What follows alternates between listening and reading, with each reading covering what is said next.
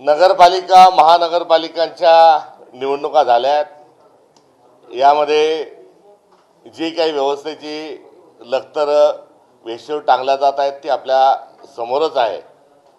मात्र या सर्व परिस्थितीमध्ये काँग्रेस लढत राहणार आहे। संविधानाला अभिप्रेत भारत निर्माण करणं हे आमचं लक्ष्य आहे आणि त्या अनुषंगानं आम्ही जय पराजयाची कुठलीही तमा न बाळगता वैचारिक लढाई ही लढत राहू।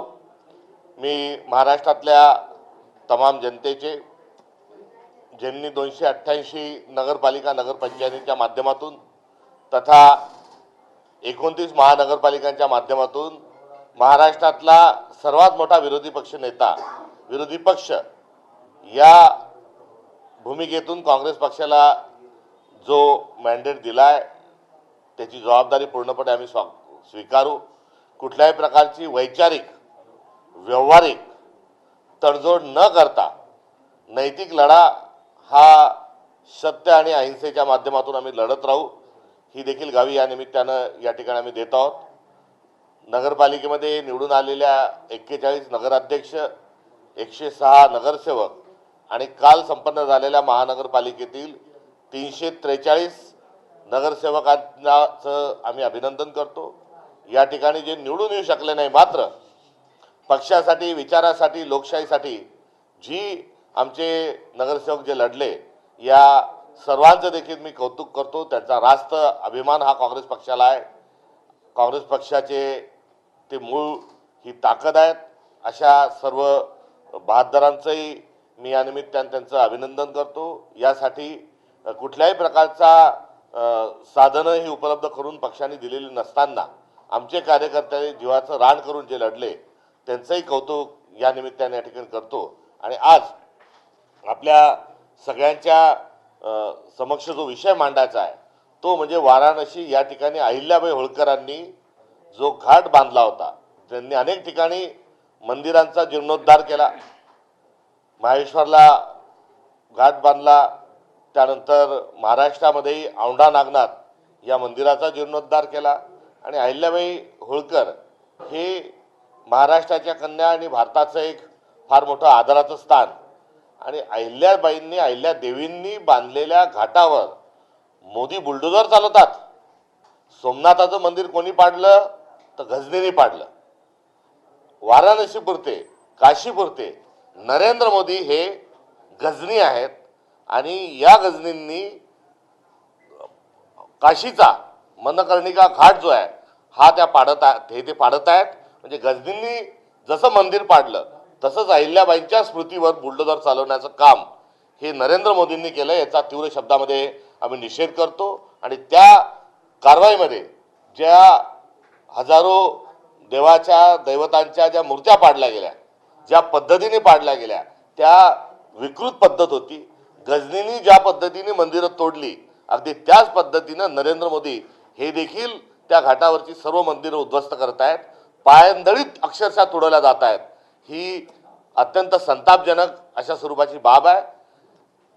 सोमनाथचं जाऊन उदात्तीकरण आपण करता मात्र दुसऱ्या बाजूला आपण तिथे जाऊन गजनीला शिवाय देता।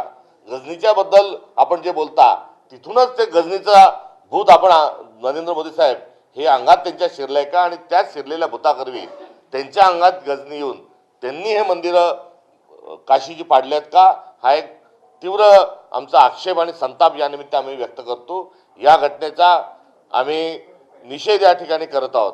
आमचा ओबीसी जे महाराष्ट्राचा जो विभाग आहे त्या विभागाच्या वतीनं आदिवासी विभागाच्या वतीने हा निषेध आम्ही या ठिकाणी करत आहोत आणि या संदर्भामध्ये काँग्रेस तीव्र आंदोलन छेडेल। प्रसंगी आम्ही देखील काशीला जाऊन त्या ठिकाणी आत्मक्लेशाच्या अनुषंगानं आणि या घटनेच्या निषेधाच्या अनुषंगानं त्या ठिकाणी आम्ही आंदोलन देखील पुकारू। गेल्या काही दिवसांमध्ये महाविकास आघाडी सरकारला महाराष्ट्रातल्या समाजातल्या काही विशिष्ट घटकांनी पाठिंबा देत सभा घेतलेल्या होत्या। त्यापैकी एका व्यक्तीनं एक ट्विट केलेलं आहे ज्यामध्ये म्हटलेलं आहे की काँग्रेसमुळे ठाकरे बंधूंनी मुंबईमध्ये 30 पेक्षा जास्त जागा ह्या गमावल्या। चौथा सुभा मांडला काँग्रेसनं मुंबईत, त्यामुळं महाविकास आघाडीचं नुकसान झालं, पिछाडी झाली आणि याचा थेट भाजपला फायदा झाला। निवडणुकीच्या निकालामध्ये जे अपेक्षित यश आहे ते काँग्रेस पक्षाला मिळू शकलं नाही संख्यात्मक बाबीत, आणि ते न मिळण्याच्या मागची जी कारणं आहे त्याचा प्रसंगी आम्ही उहापोह केलेला आहे. मी या मुंबईच्या निकालाच्या अनुषंगानं सर्वात आधी मी राहुल नार्वेकरांचं अभिनंदन करतो की त्यांनी ज्या पद्धतीनं जाऊन स्वतःच्या बहिणीला, भावजाईला आणि भावाला निवडून आणण्याकरता केलेला जो खटाटोप होता तो त्यांचा यशस्वी झाला. त्याकरता त्यांना आचारसंहितेचं उल्लंघन करावं लागलं, त्यांना आदर्श आचारसंहिता मोडावं लागली किंवा स्वतःच्या पदाची गरिमाही त्यांनी बाळगली नाही आणि बरीचभर त्यांच्यावर कुठल्याही प्रकारची कारवाई झाली नाही. त्याबद्दल आणि त्यांनी जे स्वतःच्या कुटुंबियांना निवडून आणलं त्याबद्दल अभिनंदन करतो. असे अनेक प्रसंग आहेत. मात्र या सर्वांच्या अनुषंगानं आता निवडणुकीच्या निकालानंतर जी आमच्या संदर्भात जी टीका होती त्यामध्ये कुठल्याही प्रकारचा अर्थ नाही. कारण काँग्रेस आणि शिवसेना परंपरेने 2017ला आम्ही एकमेकांच्या विरोधात लढलो होतो, 2012लाही लढलो होतो, 2007लाही लढलो होतो, 2002लाही आमची तशी लढत झाली होती, 97ला झाली होती. त्यामुळे मुंबईमध्ये काँग्रेस आणि शिवसेना ही एकमेकांच्या विरोधात सातत्याने लढत राहिली. यावेळेस ते आमचे मित्रपक्ष होते, मात्र आम्ही वंचित बहुजन आघाडीच्या सोबत ही निवडणूक लढवण्याचा निर्णय हा पक्ष पातळीवर अनेक वैचारिक भूमिकेच्या अनुषंगानं आम्ही हा घेतला होता. आणि आता निकालाच्या आकडेवारीवरून जी आमच्यावर टीका होत आहे ही एकांगी आहे, असा कुठल्याही प्रकारचा हा भाग नाही. पण वंचितकडनंच तुम्हाला तुमच्यावर आरोप ठेवला आहे की आम्हाला कुठेतरी एकटं सोडलं, एकूणच मुंबई महापालिकेसाठी कुठेतरी एकत्र येऊ शकले नाही. त्याबरोबरच त्यांनी इतर ठिकाणी अत्यंत समन्वयाने आम्ही निवडणुकीचा प्रचार केला, लातूरमध्ये केला, नांदेडमध्ये केला, याचाही त्यांनी उल्लेख केला. त्यांची जी भावना आहे ती भावना जाणून घेण्यात येईल आणि त्याच्यावर विचार केला जाईल. परंतु मुंबई महानगरपालिकेमध्ये तुम्ही त्यांना 62 जागा तुम्ही दिलेल्या होत्या. इथेच पत्रकार परिषद तुम्ही म्हणालात की हा ऐतिहासिक सगळा युती आहे वंचितची आणि काँग्रेसची. परंतु 62 जागा दिल्या, त्याच्यानंतर ऐनवेळेस त्यांनी तुम्हाला 16 जागा रिटर्न केल्या. जवळपास 45 जागांवरती ते लढत होते, तरी देखील त्यांना एकही जागांवरती जिंकता आलेलं नाही. त्यामुळे कुठेतरी काँग्रेसला फटका बसला का? जर एकला चलोरीची भूमिका घेतली असते तर काँग्रेसचे सीट्स वाढले असते. मी इथे बसलो त्या दिवशीच आपण मला आठवण करून दिली, मी आभारी आहे. मी त्या दिवशीच आपल्याला सांगितलं होतं की हा जय पराजयाचा नाही, हा संख्येचा खेळ नाही, हा विचारांचा मेळ आहे.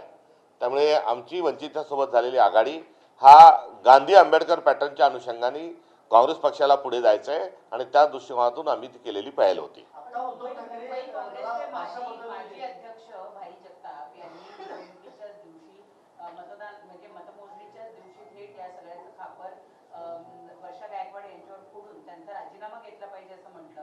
इकडे वंचित सुद्धा म्हणते की समन्वयाचा अभाव होता, विशेषतः मुंबईत. बाकीच्या ठिकाणी समन्वय होता हे त्यांनी मान्यच केलेलं आहे. अशा परिस्थितीमध्ये भाई जगताप यांचं जे वक्तव्य आहे त्याला तुम्ही कशा दृष्टीनं बघताय आणि या दृष्टीनं काही कारवाई केली जाईल? ही पक्षांतर बाब आहे आणि त्यावर पक्ष पातळीवर चर्चा आणि कारवाई सुरू आहे. परंतु सातत्यानं तुमचे दोन्ही नेते एकमेकांविरुद्ध भांडतात. हा काय पहिल्यांदा घडलेला प्रकार नाहीये की भाई जगतापांनी राजीनामा मागितला. यावेळेसच्या गेल्या अनेक निवडणुकांमध्ये वर्षा गायकवाडांचा राजीनामा मागितला जातो. ही भांडणं अंतर्गत कलह हे पक्षातले शांत कधी होणार आहे? या संदर्भामध्ये समन्वय घडून आणण्याचे पूर्ण प्रयत्न आहेत.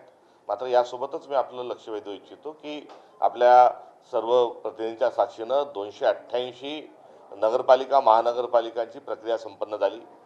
त्यासोबतच 28 महानगरपालिकांची प्रक्रिया टिळक भवन या ठिकाणी संपन्न झाली आणि ही सर्व अत्यंत खेळीमेळीने आणि सर्व नेत्यांनी हातात हात घालून ही प्रक्रिया पार पाडली. या अशा स्वरूपाचं वर्क कल्चर काँग्रेसमध्ये जे विकसित होत आहे याकडे मी आपलं लक्ष वेधू इच्छितो आणि या टीमवर्कच्या माध्यमातूनच आम्ही पक्ष पुढे घेऊन जाणार आहोत हे देखील आपल्याला या ठिकाणी सांगू इच्छितो. मुंबईमध्ये एमआयएमची संख्या वाढलेली आहे. वंचितचं असं म्हणणं आहे की काँग्रेसपासून हिंदू जो वोटर आहे तो दूर गेलेला आहे आणि आता मुस्लिम वोटर सुद्धा दूर गेलेला आहे. आम्ही काँग्रेसला हे सुचवलं होतं की मुस्लिम बहुल भागामध्ये आपण एकत्रितपणे एखादी सभा घेतली पाहिजे, शिवाजी पार्कवरती आपण सभा घेतली पाहिजे. मात्र काँग्रेसकडून तसा कोणताही रिस्पॉन्स आला नाही आणि त्याच्यामुळे एक संख्या पण सुद्धा घटली आणि एमआयएमची संख्या वाढली.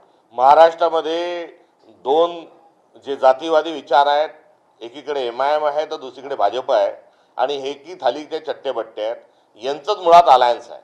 त्यामुळे एमआयएम आणि भाजप हे महाराष्ट्र धर्माला दोन अत्यंत बाधक स्वरूपाचे विचार आहे आणि या दोन्ही विचारांनी आपसामध्ये फिक्सिंग करून ही निवडणूक लढवलेली आहे. त्यामुळे वरकरणी या दोन्ही पक्षांची ताकद वाढल्याची आपल्याला आढळून येते. मात्र वेळीच आपण महाराष्ट्रातली सर्व जाती धर्मातली पंथातली मंडळी सावध झालो नाही तर हा महाराष्ट्राचे वाटोळं केल्याशिवाय राहणार नाही. त्यामुळे MIM आणि भाजप अर्थात ओवेसी आणि देवेंद्र फडणवीस यांचं जे दोस्ती आहे आणि एकाच विचाराच्या अनुषंगाने जे पुढे वाटचाल करत आहेत ही वेळीच आपण सर्व महाराष्ट्रातले लोक हे ओळखूया. हा काही नवीन विषय नाही. जिन्नांच्या पक्षाचा आणि हिंदू महासभेचा यांचा देखील एक अलायन्स होता. बंगालमध्ये मुस्लिम लीगचा मुख्यमंत्री, मुस्लिम लीगचा उपमुख्यमंत्री, मुख्यमंत्री तर जनसंघाचे श्यामाप्रसाद मुखर्जी हे उपमुख्यमंत्री. त्यामुळे या दोघांचे हे नॅचरल अलायन्स आहे आणि या नॅचरल अलायन्सला यावेळेस या निमित्तानं महाराष्ट्रामध्ये पुन्हा एकदा उजळणी करण्याचं आणि पुन्हा स्मरण करून पुढे घेऊन जाण्याचं काम या दोन्ही पक्षांनी केलेलं आहे. सत्ताधारी विरोधकांनी म्हणजे मुंबईमध्ये नंबर बघितले तर काही आकडा फरक पडलेला आहे. उद्धव ठाकरे यांची भाषा बदललेली आहे. जर समजा काही नगरसेवक महाविकास आघाडीकडे आले किंवा ठाकरेंकडे आले तर काँग्रेस ठाकरेंना पाठिंबा देणार का मराठी महापौर किंवा शिवसेनेचा महापौर व्हायला? युबीटीचा एका ठिकाणी ज्या ठिकाणी महापौर संख्या जास्त आहे आणि महापौर बसेल अशी परभणीतली जी स्थिती आहे त्या परभणीमध्ये आम्ही आणि युबीटी आम्ही सोबत लढलो आणि त्या ठिकाणी जोही महापौर होणार आहे तो काँग्रेस आणि उभाटाचाच होणार आहे. त्यामुळे उभाटा हा आमचा पार्टनर होता आहे. तुम्ही देणार का मी आपल्याला तेच सांगतोय की युबीटीच्या सोबत आम्ही महाराष्ट्रात अनेक ठिकाणी निवडणूक लढलो. परभणीमध्ये विजय झालो म्हणून तो कोट केला. मात्र त्या व्यतिरिक्त आम्ही अमरावतीमध्ये आम्ही निवडणूक सोबत लढली, आम्ही पुण्यामध्ये निवडणूक सोबत लढली. त्यामुळे उभाटाच्या संदर्भामध्ये कुठल्याही प्रकारची आढी ही काँग्रेसच्या मनामध्ये नाही. राज्यात पुन्हा एकदा रिसॉर्ट पॉलिसी बघायला मिळते. सगळ्या नगरसेवकांना एकनाथ शिंदेने हॉटेलमध्ये ठेवलेलं आहे. हो, ही जी आहे 50 खोके एकदम ओके हा जो महाराष्ट्रामध्ये जो नारा आला त्यांनी लोकशाहीचं वाटोळं केलेलं आहे.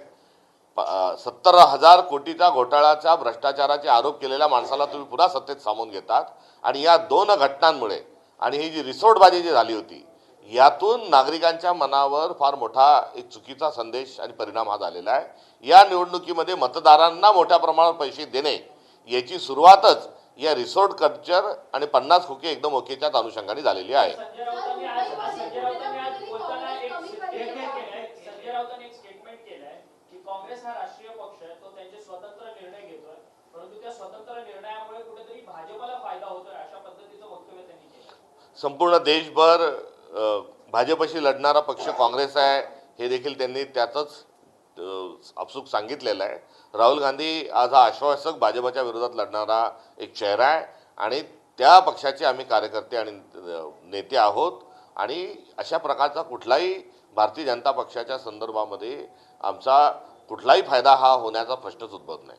मुंबईमध्ये काँग्रेस कमी पडली आहे का? कारण का आपण पाहिलं तर मग कुठे सभा झाली नाही. जी स्टार प्रचारकाची यादी समोर दिली गेली होती त्याच्यातले कुठले आम्हाला द्यायचे मुंबईत फार मुंबईमध्ये बोटाची केवळ शाहीच उडली नाही तर लोकशाही पण उडली आणि त्या पार्श्वभूमीवर आलेले हे निकाल आहे आणि त्या पार्श्वभूमीच्या निकालामध्ये आमची संख्या जी आहे ती संख्या कमी असल्याचं आम्ही मान्य करतो. सर, जिल्हा परिषदेच्या निवडणुका काँग्रेस कशा पद्धतीने लढणार आहे? ते स्वबळावरती जाणार आहे की तुमचे मित्रपक्ष असलेले उद्धव ठाकरे किंवा शरदचंद्र पवार यांचा पक्ष किंवा वंचित यांच्याबरोबर जाणार आहात? कशा पद्धतीने या संदर्भामध्ये मला आपल्याला सांगत असताना आठवणी सर्वांना समन्वय करून द्यायची आहे की पहिल्या दिवशीपासून काँग्रेस स्थानिक स्वराज्य संस्थांच्या निवडणुकीला आम्ही कसे सामोरे जाणार आहोत हे आपल्याला जे सांगितलं त्याच अनुषंगाने आम्ही प्रत्येक निवडणुकीला सामोरं जात आहोत. जिथे स्वबळावर शक्य असेल तिथे स्वबळावर निवडणूक आम्हाला लढायची आहे. जिथलं स्थानिक नेतृत्व हे आघाडी करण्याच्या अनुषंगानं त्या ठिकाणी सूचना करत असेल तर ती आघाडी तिथे आम्हाला करायची आहे आणि इंडिया अलायन्स आणि समविचारी यांच्यासोबतच आम्ही आघाडी करणार आहोत आणि शक्य तिथे आम्ही स्वबळावर निवडणूक लढणार आहोत. ही जी आमची असणारी पॉलिसी आहे ती जिल्हा परिषदेच्या निवडणुकीतही ती कायम राहील. पण त्या निवडणुकीमध्ये दोन्ही राष्ट्रवादींनी एक मोठा निर्णय घेतलेला आहे. तो असा आहे, जर समजा शरद पवारांच्या पक्षातल्या एखाद्या उमेदवाराला निवडणूक लढवायची असेल तर त्याला तुतारी न घेता तो घड्याळ चिन्ह आम्ही पुणेमध्ये या अनुषंगानं घड्याळाच्या सोबत न जाण्याचा निर्णय घेतला आणि त्या ठिकाणी आम्ही राष्ट्रवादीसोबत न जाता आम्ही युबीटीच्या सोबत गेलो, अशा अनेक, चंद्रपूरला आम्ही स्वबळावर लढलो, अशा अनेक ठिकाणं आहेत की ज्या ठिकाणी कुठल्याही पद्धतीने आम्ही धनुष्यबाण, MIM, अजित पवार आणि भाजप यांच्यासोबत गेलेलो नाही. पण राष्ट्रवादीच्या या निर्णयावर काँग्रेसची काय भूमिका आहे? मी सांगितलं ना आपल्याला की आम्ही MI सोबत कुठेच गेलो नाही, भाजप गेलं. आम्ही राष्ट्रवादीच्या निर्णयावर आम्ही घड्याळाच्या सोबत कुठे गेलो नाही, जिथे घड्याळ असेल तिथे गेलो नाही. आम्ही धनुष्यबाणाच्या तिथे गेलो नाही आणि भाजपच्या सोबत जाण्याचा प्रश्नच नाही.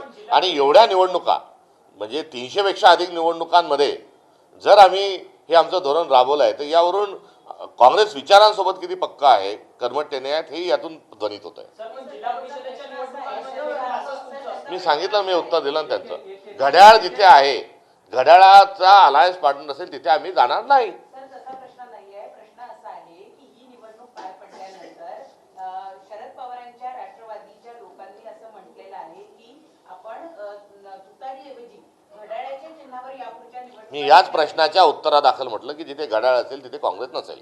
सर, पंतप्रधान नरेंद्र मोदी असम दौऱ्यावरती होते. तिथे ते भाषणामध्ये म्हटले की महाराष्ट्रात काँग्रेस आता संपत चाललेली आहे आणि मुंबई महानगरपालिकेच्या निवडणुकीचा जल्लोष हा आसाम मधल्या काझीरंगामध्ये होतो म्हणून. नॉन बायोलॉजिकल देशाचे आपले पंतप्रधान आहेत. त्यांनी तुर्तास अमेरिकेचा दबाव हा त्यांच्यावर किती आहे आणि अमेरिकेच्या दबावापोटी आपले अनेक जे बंदर आहेत त्याच्यावरचा अधिकार ते कसे सोडत आहेत ते त्यांनी बोलावं. नरेंद्र सरेंडर का झाले हे त्यांनी सांगावं. सिंदूर ऑपरेशन जिंकता जिंकता आपलं सैन्य वापस का घेतलं ते त्यांनी बोलावं. आणि तुर्तास काँग्रेसच्या संदर्भामध्ये कुठलंही वाक्य विधान करण्याच्या ऐवजी महाराष्ट्र भूषण आणि महाराष्ट्राची कन्या आणि महाराष्ट्राचं आमचं दैवत असणाऱ्या अहिल्याबाई होळकरांचा त्या ठिकाणच्या स्मृतीवरून आपण बुलडोजर का चालवलं याचं उत्तर नरेंद्र मोदींनी द्यावं. काँग्रेसच्या संदर्भात महाराष्ट्रात चिंता करण्याची त्यांना आवश्यकता नाही. एक शेवटचा मराठी प्रश्न. या निवडणुकीमध्ये जे गुन्हेगारी पार्श्वभूमी असलेले सगळे उमेदवार होते ते नुसते उभेच राहिले नाही, त्यांना तिकीटच मिळाली नाही, तर ते जिंकून सुद्धा आले. पुण्यामध्ये आंबेडकर कुटुंबीय जे आहेत ते सुद्धा जिंकून आलेले आहेत. पैसा आणि गुन्हेगारी याची युती ही भारतीय जनता पक्ष आणि त्यांच्या दोन मित्रपक्षांनी घडून आणलेली आहे. तर पैसाच उधळला नाही, पैसा फेक तमाशा देख एवढ्यावरच ते थांबले नाही. बाप बडा ना भैया सबसे बडा रुपया एवढ्यावरही ते थांबले नाही. तर क्वेता गँग आणि वेगवेगळ्या टोळ्यांची पण त्यांना आवश्यकता ही भासली आणि गुंडागर्दी आणि दुसरीकडे पैसा यातून त्यांनी या निवडणुकांना सामोरे जात असताना या सर्व संकेतांचा परिसीमा त्यांनी गाठली. ती म्हणजे एका बलात्काराच्या आरोपात, पॉस्कोसारख्या आरोपातल्या आरोपीला नगरसेवक पद देण्यापर्यंत भारतीय जनता पक्ष पुढे गेलाय.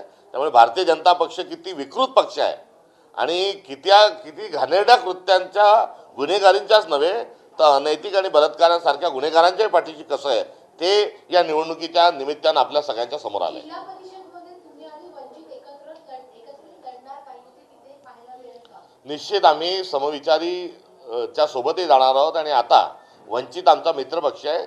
जिथे चर्चा स्थानिक पातळीवर दोन्ही पक्षांची होईल तिथे आम्ही वंचितच्या सोबत जाऊ. हर्षवर्धन जी, आज आप लोग की बैठक हुई जो महानगरपालिका के नतीजे आए, मंथन बैठक में क्या निकल कर, क्या जो आपको रिजल्ट अपेक्षित था वो नहीं है, क्या कारण? नहीं, आज तो जो पार्लियामेंट्री बोर्ड हमारा चल रहा है, जो 12 नगरपालिका के जो चुनाव है, जिला पंचायत के जो चुनाव है उसको लेकर हम बैठे हैं. और हर पार्लियामेंट्री बोर्ड जब बैठता है तो पिछली बार जो दिए गए टिकट थे उसमें जो स्ट्रेटेजी थी उस स्ट्रेटेजी का भी इवैल्यूएशन वहाँ होता है, तो उस चीज़ का भी इवैल्यूएशन हुआ. हम संख्या में भले ही कम हो गए मगर एज ए टीम और एज ए विचार हम सही जा रहे हैं. ये हमारा आज की बैठक का आकलन है. सर, बीजेपी और MIM ने अच्छा प्रदर्शन किया है. दोनों जहां जहां पर प्रदर्शन किए हैं वहां पर कांग्रेस को नुकसान हुआ है, क्या कहना चाहेंगे? नहीं, ऐसा कुछ नहीं. उनके अलावा भी हम बहुत सारी जगह जो है वहाँ परभनी हुआ, भिवंडी हुआ, इसमें MIM कुछ नहीं मगर हमारा प्रदर्शन वहाँ बहुत ज़्यादा बेहतर रहा. पर कुल मिला के बात यह है कि ये दोनों एक ही विचार के हैं और ये आज की बात नहीं है. MIM और बीजेपी ये मित्र पक्ष है और ये आज की बात नहीं. आज़ादी के पहले मोहम्मद अली जिन्ना जी की जो मुस्लिम लीग थी वो और हिंदू महासभा जनसंघ एक ही साथ सत्ता में शरीक थे. मुस्लिम लीग के मुख्यमंत्री बंगाल में थे तो उप मुख्यमंत्री जो है वो श्यामा प्रसाद मुखर्जी थे. तो इनका एक नेचुरल अलायंस है और इस चुनाव में भी उस नेचुरल अलायंस को उन्होंने एक दूसरे को फायदा पहुंचाने के लिए उसी प्रकार से वो लड़े. वाराणसी में नरेंद्र मोदी जी ने एक घाट का ये हुआ है जहां से PM आते हैं खुद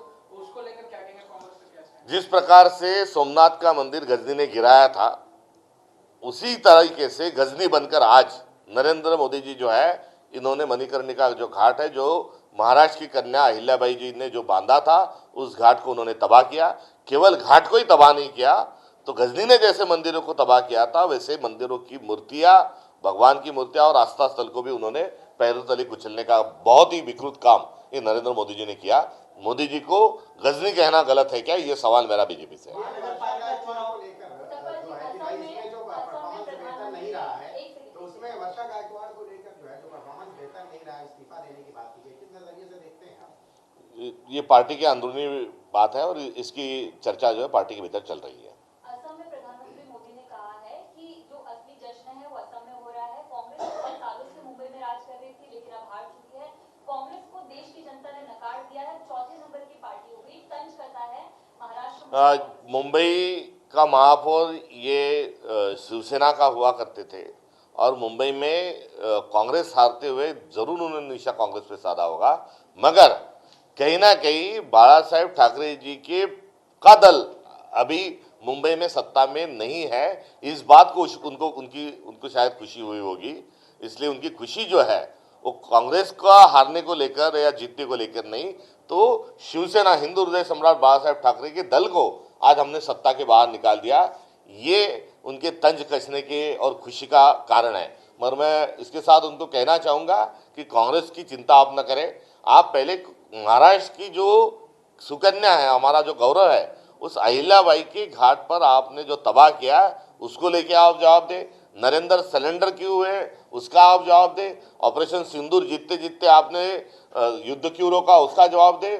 और बहुत बड़े जो पोर्ट है उसमें हमारी जो भागीदारी है उसको विड्रॉल करने की नौबत क्यों आई। इस जैसे अंतर्राष्ट्रीय मुद्दों पर, राष्ट्रीय मुद्दों पर और उनके एक ज़माने में जिनके खंधे पे बैठ के वो पंतप्रधान की सीढ़ियाँ चढ़े, उनके दल को लेकर वो अपनी बात करते हैं। महानगर पालिका चुनाव को लेकर ही मुस्लिम समाज परंपरागत तरीके से कांग्रेस का वोटर रहा है, लेकिन जिस तरह से 126 सीटें एमआईएम जीती, आपको लग रहा है कि मुस्लिम समाज का विश्वास कांग्रेस पार्टी ने इस चुनाव के मद्देनजर? कांग्रेस पार्टी सेकुलर पार्टी है, सभी को साथ लेके चलने वाली पार्टी है। हम किसी वर्ग विशेष की बात नहीं करते, हम किसी जाति विशेष की बात नहीं करते, हम ना हिंदू मुसलमान करते हैं, ना ओबीसी मराठा करते हैं। हम राष्ट्र की, देश की और भारतीय होने की बात करते हैं। इस पर हमें फक्र है। आज दो जो राइटिस्ट विंग है, वो राइटिस्ट विंग अपना अपना काम जो है एक दूसरे को मदद देने के लिए कर रहे हैं, इसलिए वो दोनों एक ही थाली के चट्टे बट्टे हैं। सर, कांग्रेस में वंचित अलायंस, वंचित बहुजन आघाड़ी आपके साथ थी महानगर पालिका चुनाव में। हार के बाद उन्होंने कांग्रेस पर अपने हार का ठिकरा फोड़ा। उन्होंने कहा कि कांग्रेस ने हमको मदद नहीं की और हमारी हार के जिम्मेदार कांग्रेस है। अन्य दो जगह भी हम उनके साथ अलायंस में लड़े, वहाँ उनका भी प्रदर्शन बेहतर रहा, हमारा भी प्रदर्शन बेहतर रहा और वहाँ पर वो संतुष्ट है। मुंबई में यदि उनकी कोई सजेशन होगा, कोई बात होगी तो उनसे चर्चा की जाए। ये जो होटल रिसोर्ट पॉलिटिक्स जो है उसको आप किस तरह से देखते हैं? वापस करप्शन के माध्यम से ये सरकार बनी है। जो समृद्धि का करप्शन हो या 50 होके एकदम ओके नाम का एक जो नारा बुलंद हुआ था वो है, या 70,000 करोड़ की धमकी देने के बाद अजीत पवार ने सत्ता में चले जाना है, ये सभी जो है ये रिसोर्ट पॉलिटिक्स को दर्शाता है। और ये रिसोर्ट पॉलिटिक्स जो है ये इस वोटर को और इस देश के नागरिक को भ्रष्ट करने के लिए भी उसका इस्तेमाल हो रहा है। सर, इसके अलावा मुंबई का मेयर के संदर्भ में उद्धव ठाकरे ने कहा है कि भगवान ने चाहा तो कुछ हो सकता है। ऐसे में अगर भगवान चाहे तो क्या कांग्रेस साथ देगी यूपीटी का? हम यूडीपी के साथ बहुत सारी जगह महाराष्ट्र में है, हमारे साथ वो सत्ता में भी आएगी। चंद्रपुर में हम साथ सत्ता में रहेंगे, अन्य जगह भी कोशिश करेंगे, लातूर में भी वो हमारे में साथ आने का भी ये हो सकता है। तो कुल मिला के यूबीटी के साथ हम तो वैसे ही है। सर, अगर मुंबई में एमएनएस यूपीटी के साथ होती है तब भी क्या कांग्रेस समर्थन करेगी? क्योंकि आपने यही कहा कि चुनाव के पहले समर्थन नहीं किया था कि एमएनएस यूपीटी के साथ है। नहीं, हमने किसी कारण की वजह से नहीं किया था। यहाँ पर हमारा संगठन की इच्छा थी कि हम खुद चले, खुद लड़े। पर महाविकास आघाड़ी संभावना देख रही मुंबई मेयर को संदर्भ में कि चांसेस बन सकते हैं? आगे आगे देखो क्या होता है। मणिकर्णिका घाटाचा मुद्दा खूप मोठा आहे, त्या महाराष्ट्राच्या आहेत आणि ज्या पद्धतीने त्या ठिकाणी महाराष्ट्राच्या अस्मितेला धक्का पोचला आहे, महाराष्ट्राची अस्मिता पुसून टाकण्याचा प्रयत्न झाला आहे, अहिल्याबाईंना पुसून टाकणं, विलासराव देशमुख साहेबांचंच नाव केवळ पुसायचं नाही आहे, यांच्या पुसण्याच्या यादीमध्ये आता अहिल्याबाई पण आलेल्या आहेत। आणि एवढा मोठा महाराष्ट्राचा मुद्दा आज असताना माझं माध्यमांना आणि सर्व प्रतिनिधींना विनंती आहे की हा शेवटी महाराष्ट्राचा विषय आहे आणि एखादा माणूस अहिल्याबाईंनी बांधलेलं असं कसं करू शकतो. तिथे काही डेव्हलपमेंटची असते, तिथे इतरही अनेक पर्याय होते. तिथे हे जसेच्या तसे ठेवून किंवा यात दुरुस्ती करूनही तो घाट चांगला बांधता आला असता. मात्र अहिल्याबाईंचं नाव पुसायचं आहे म्हणून गजनीच्या स्वरूपामध्ये मोदीजी तिथे गेले. ही महाराष्ट्राच्या अस्मितेला ठेच आहे. महाराष्ट्राला दिलेलं त्यांनी आव्हान आहे. एकीकडे मुंबई महानगरपालिकेमध्ये आणि मुंबईच्या इतर महानगरपालिकांमध्ये तुम्ही भाजपला वर आणता आणि ते आणत असताना त्या जल्लोषामध्ये जर तुम्ही अहिल्याबाईंच्या स्मृती पुसत असाल तर हे महाराष्ट्र सहन करणार नाही. 300 वर्ष झाले. सर, 300 वर्ष अहिल्याबाईंचं पक्षातून बाहेर काढा अशी मागणी नवनीत राणे यांना भाजप पक्षातून बाहेर काढा अशी मागणी भाजपच्याच कार्यकर्त्यांनी पत्र लिहून मुख्यमंत्र्यांकडे केली आहे. ती त्यांच्या ही दुश्मन अनेक दिवसांची सुरू होती. मी मारल्याचं करतो तो रडण्याचं सोंग करतो असं आहेच. यावर्षी अहिल्याबाईंची 300वी जन्मशताब्दी आहे आणि अहिल्याबाई होळकरांच्या 300व्या जन्मशताब्दीच्या निमित्तानं अहिल्याबाईंच्या नावाला पुसून काढण्याचं काम मोदीजी जे करतात आहे हाच नरेंद्र मोदींचा सामाजिक आशय आहे का. त्यांच्या अहिल्याबाईंच्या 300वी जयंती साजरी करण्याकरता कितीशे कोटी रुपये खर्च केले जातात. तिथे त्यांनी यावं म्हणून पंचतारांकित हॉटेलमधून जेवणाची व्यवस्था केली. एक एक ताट हे काय 20-20 हजाराचं का 25-25 हजाराचं चांदीचं ताट, सोन्याचे ताट मेनू दिला जातो. आणि असं नाटक करणारे लोक अहिल्याबाईंचा जेव्हा घाट हा उद्ध्वस्त करतात तेव्हा यांचं बेगडीपण जे आहे हे आता समाजाच्या समोर आलेलं आहे आणि हे अधिक लोकांपर्यंत घेऊन जात असताना सरकारने या संदर्भात क्षमा मागावी ही असणारी आमची भूमिका आहे. मणिकर्णिका घाट के मुद्दे पर क्या कांग्रेस पार्टी सड़क पर उतरकर आंदोलन करेगी? आप लोग कह रहे हैं कि कहाँ से भैया? महाराष्ट्र की अस्मिता के साथ खिलवाड़ किया गया है. कुछ जी बताइए, यही चीज बताइए. तर काशीमध्ये नेमकं काय घडलंय? कुठे बोललेली आहे? हां. त्यांनी भेट दिलेली होती. तिथे नेमकं काय बोलणं झालेलं आहे? क्या कांग्रेस बनारस में जाकर भी आंदोलन करेगी? जी हाँ जी हाँ जी हाँ जी हाँ जरूर जाएंगे. महाराष्ट्र में आंदोलन करने वाले हैं आप लोग. जी महाराष्ट्र में भी आंदोलन करेंगे, वाराणसी भी जाएंगे, वहाँ आत्मक्लेश करेंगे. सर, एक शेवटचा प्रश्न. चंद्रपूर महानगरपालिकेमध्ये काँग्रेसची सत्ता येते, परंतु तुमच्या पक्षामध्येच 2 गट झालेले आहेत. अजिबात नाही. चुकीची माहिती आहे आपली. आमचे दोन्ही नेते हे मंचकावर सोबत होते, तिकीट सगळ्या प्रक्रियेत सोबत होते आणि हे दोघं मिळूनच चंद्रपूरचा महापौर बसवतील. एबीपी माझा, उघडा डोळे बघा नीट.